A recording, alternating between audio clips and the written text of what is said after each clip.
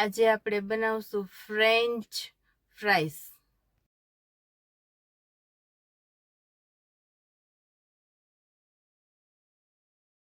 આપણે મોટા બટેટા લેવાના છે અને થોડાક લાલ ઉપર લેવાના છે અને આપણે એની છાલ ઉખેડવાની છે। બટેટું આપણે છોલીને મેં બાજુમાં પાણી રાખ્યું છે, તો આપણે પાણીમાં બટેટા છોલી અને રાખતું જવાનું છે, કેમ કે બહાર રાખશું છોલીને તો આપણા બટેટા કાળા પડી જશે, એટલે આપણે પાણીમાં બોળી દેવાના છે।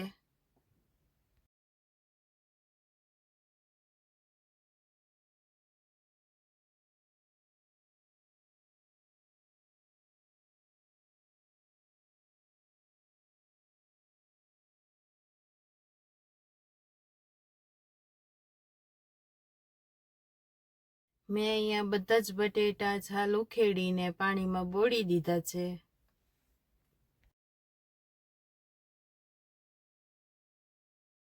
આપણે બટેટું લેવાનું છે ને કપડાથી આપણે એકદમ કોરું કરી લેવાનું છે, પાણી ન રહેવું જોઈએ બટેટામાં। તમે જોઈ શકો છો કે એકદમ કોરું કરી લીધું છે અને હવે આપણે એને કટ કરશું। આવી રીતે જે ગોલાકાર હોય એ કાપી લેવાની છે ને ચોરસ કરી લેવાનું છે।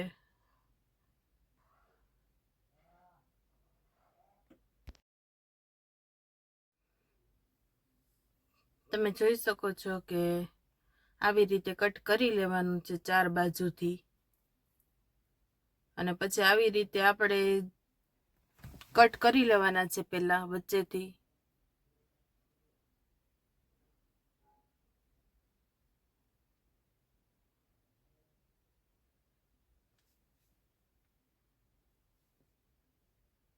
તમે જોઈ શકો છો કટ કરી લીધા છે આપણે હાથેથી કરીએ તો આવી રીતે કરવાના છે। અને હવે આપણે એમાંથી નાના પીસ કરશું।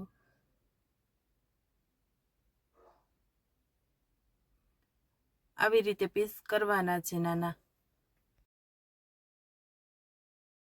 આપણી પાસે મશીન ના હોય ચિપ્સ કરવાનું તો આપણે હાથેથી પણ કરી શકીએ છીએ આવી રીતે ચિપ્સના કટકા।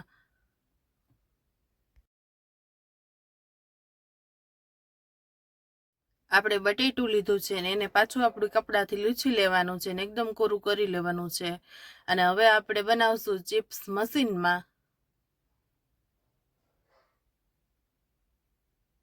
તો તમે જોઈ શકો છો કે મેં મશીનમાં ચિપ્સ બનાવી છે, તો આવી રીતે બને છે।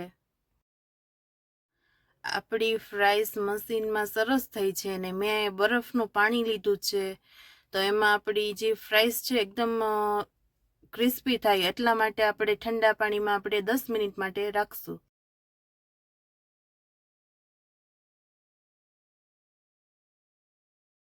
ફ્રાઈસને બાફવાની છે, એટલે પાણી મેં ગરમ પહેલા મૂકી દીધું હતું ને ઉકળી ગયું છે સરસ ને, એમાં આપણે મીઠું નાખશું અને હવે આપણે નાખશું ફ્રાઈસ, તો 10 મિનિટ માટે આપણે એને બાફવા દેશું પાણીમાં।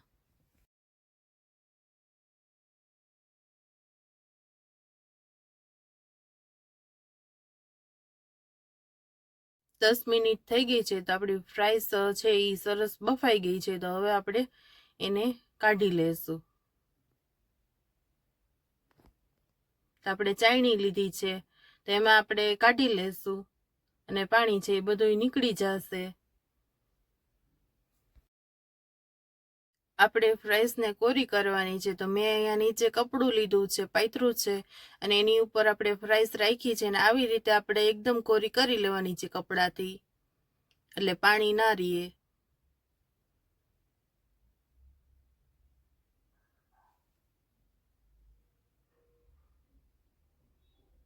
તમે જોઈ શકો છો કે આવી રીતે સરસ કોરી કરી લેવાની છે। અહીંયા ફ્રાઈસને છે એ 10 મિનિટ માટે પંખા નીચે રાખી હતી, એટલે સરસ કોરી થઈ ગઈ છે ને તેલ મૂકી દીધું હતું મેં, તો એકદમ તેલ ધુવાડા નીકળી ગયા છે ને એકદમ ગરમ થઈ ગયું છે। તો આવા તેલમાં જ આપણે ફ્રાઈસ તરવાની છે 1 મિનિટ માટે। આપણે ફ્રાઈસને 1 જ મિનિટ માટે આપણે તેલમાં તળવાની છે, કેમ કે ઉપર ક્રિસ્પી પણ થાય એટલા માટે જ આપણે 1 જ મિનિટ માટે તળવાની છે એને।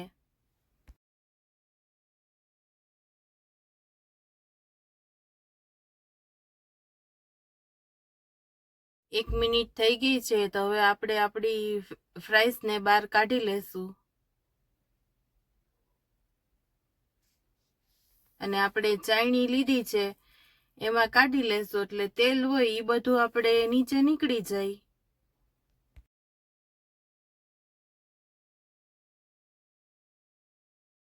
ફ્રાઈસને કાઢી તેલમાંથી અને 10 મિનિટ માટે ઠરવા દેવાની છે. ઠરી જાય પછી આપણે પાછી તેલમાં તળવાની છે ક્રિસ્પી થવા માટે.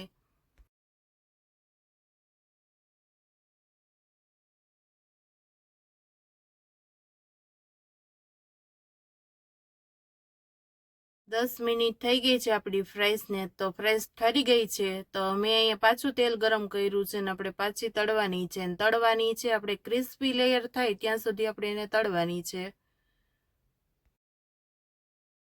આપણી ફ્રાઈસ છે એ બ્રાઉન સેજ થાય ત્યાં સુધી આપણે એને તળવાની છે.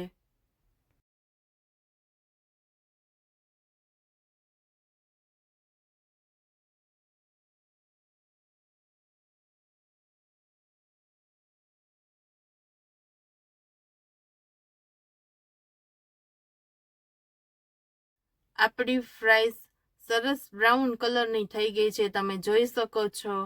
તો હવે તૈયાર થઈ ગઈ છે અને એકદમ ક્રિસ્પી પણ થઈ ગઈ છે. તો હવે આપણે કાઢી લેશું. તો આવી રીતે જારો લેવાનો છે જેમાં તેલ નીકળી જાય અને એમાં આપણે કાઢી લેવાની છે ફ્રાઈસને. આપણી ફ્રેન્ચ ફ્રાઈસ તૈયાર છે, તમે જોઈ શકો છો. એકદમ સરસ ક્રિસ્પી થઈ ગઈ છે અને એકદમ સરસ બ્રાઉન કલરની થઈ ગઈ છે. તો મેં અહીંયા મસાલામાં ચટણી લીધી છે કોરી, તમે જોઈ શકો છો. અને આપણે ઉપરથી નાખશું થોડુંક મીઠું, એટલે ટેસ્ટમાં પણ બહુ સરસ લાગશે. આવી રીતે તમે ઘરે બનાવી શકો છો ફ્રેન્ચ ફ્રાઈસ, અને નાના બાળકોથી માંડીને મોટા સુધી બધાને જ ભાવે છે ને સરસ ટેસ્ટી લાગે છે. ફ્રેન્ચ ફ્રાઈસની ડીશ તૈયાર છે. તો તમને જો મારો વિડીયો પસંદ આવ્યો હોય તો લાઈક કરો, શેર કરો અને સબસ્ક્રાઈબ કરો. મેં અહીંયા ટમેટા સોસ લીધો છે, એની સાથે તો તમે ખાઈ શકો છો. ટેસ્ટમાં બહુ સરસ લાગશે. તમે મારી ચેનલને સબસ્ક્રાઈબ કરી લેજો એટલે તમને નવા નવા રેસીપીના વિડીયો મળી જશે.